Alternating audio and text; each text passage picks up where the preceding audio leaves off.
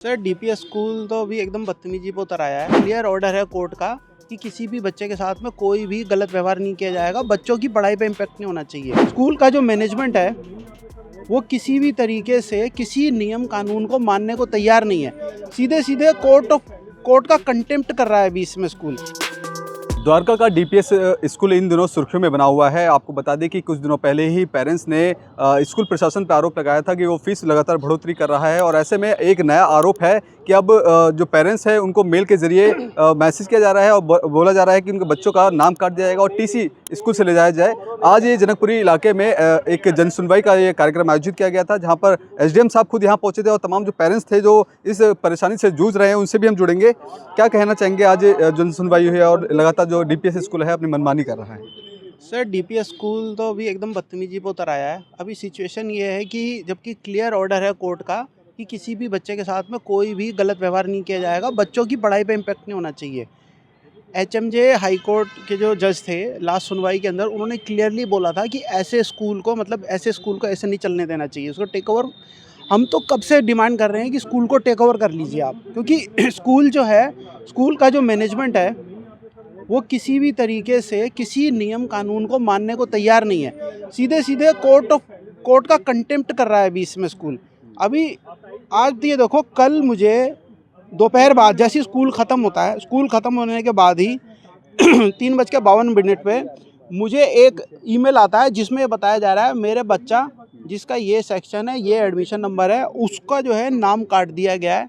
तुरंत नाम काट दिया गया है। मतलब कोई रीज़न ये दे रहे हैं कि आपने बेसिकली हमारे मल्टीपल नोटिफिकेशन के बाद में पेमेंट नहीं की, जबकि सच ये है कि हमने पूरा रिप्लाई किया है, हर चीज़ के बारे में इनसे रीजनिंग मांगी है और इनको हमने क्लियरली बताया है कि as per DOE government approved fees जो 7,785 रुपये हम आपको दे रहे हैं, और जो फीस आप मांग रहे हो वो फीस आपकी वैलिड नहीं है, आपके पास अप्रूवल नहीं है। और डीओई ने कोई अप्रूवल इनको नहीं दिया है, ना तो इनको इसके ऊपर कोई स्टे मिला है, ना ही डीओई ने इसके ऊपर कोई इनको इजाज़त दी है, ना ही कोर्ट से इनको इजाज़त मिली है। उसके बावजूद ज़बरदस्ती ये बोल रहे हैं कि non payment of school fee under rule 35 को अप्लाई कर रहे हैं, रूल 35 को, और उसको गलत तरीके से इम्प्लीमेंट कर रहे हैं। मतलब अपने मर्जी से कुछ भी अपनी मर्जी से सोच के बता रहे हैं और बताने के बाद में कह रहे हैं कि हमने बच्चे का नाम काट दिया, मंगलवार से बच्चे को स्कूल मत भेजना। अगर भेज दिया तो बच्चे के साथ क्या होगा उसकी जिम्मेवारी आपकी। मैं समझना चाहता हूँ भाई, स्कूल है, स्कूल में बच्चा पढ़ने तो जाएगा, खेलने जाएगा, पढ़ने जाएगा, यही दो काम बच्चे के स्कूल में होते हैं। आप बच्चे के साथ क्या करने वाले हैं मंगलवार को? मतलब आप कुछ पहले से माइंड तैयार करके बैठे हैं।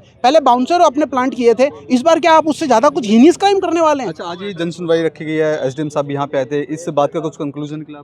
सर एसडीएम साहब को हमने अपनी परेशानी बताई कि सर देखो ऐसे ऐसे ये चीज़ हो रही है। उनको पूरा मालूम है कि ये क्या पीछे हुआ था और उनको मालूम है कि किस तरीके से बच्चों को लाइब्रेरी में अरेस्ट किया गया था और किस तरीके से बच्चों के साथ गलत व्यवहार हुआ था। हमने उनको फिर से एक कंप्लेंट दी है। वो कह रहे हैं कि मैं जाके डीएम साहब से बात करूंगा, और ओएसडी साहब से भी हमारी बात हुई थी।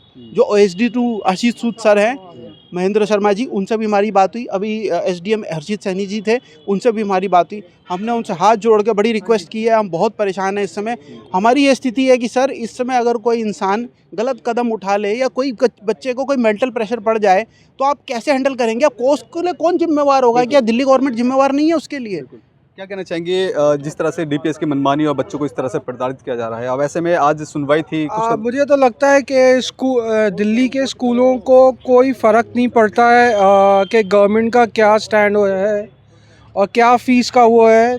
आई think they have become a dictatorial form of school unions and they have been misbehaving with the children. I come from a teacher's family.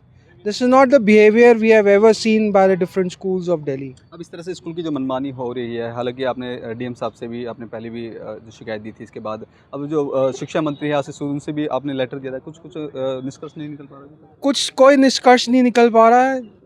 दोनों आशीष सूद जी और चीफ मिनिस्टर बोलती हैं कि स्कूल को बुलाओ, अगले दिन parents back to square one होते हैं। स्कूल कुछ नहीं सुन रहा है आज की तारीख में किसी भी अथॉरिटी की।